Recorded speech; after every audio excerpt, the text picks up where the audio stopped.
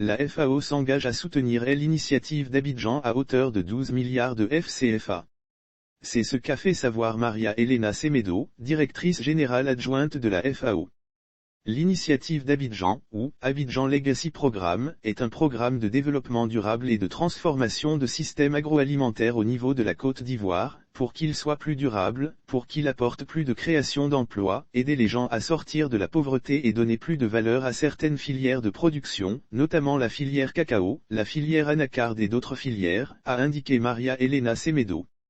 Soutien et la connaissance technique. La directrice générale adjointe de l'Organisation des Nations Unies pour l'alimentation et l'agriculture, FAO, a fait savoir que cette agence onusienne apporte son soutien et la connaissance technique pour le développement et l'implémentation de ce programme.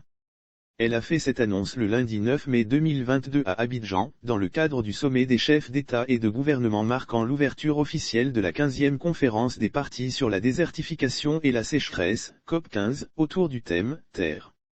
Vie.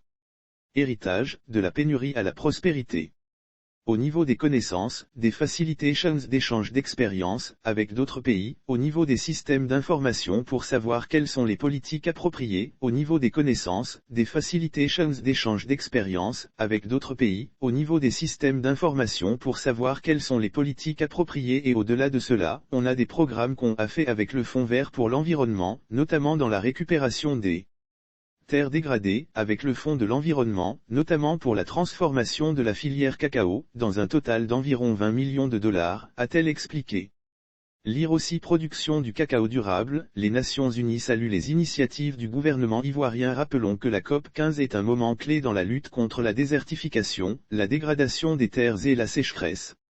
Elle s'appuiera sur les conclusions de la deuxième édition du Global Land Outlook et offrira une réponse concrète aux défis interconnectés de la dégradation des terres, du changement climatique et de la perte de biodiversité, alors que nous entrons dans la décennie des Nations Unies pour la restauration des écosystèmes.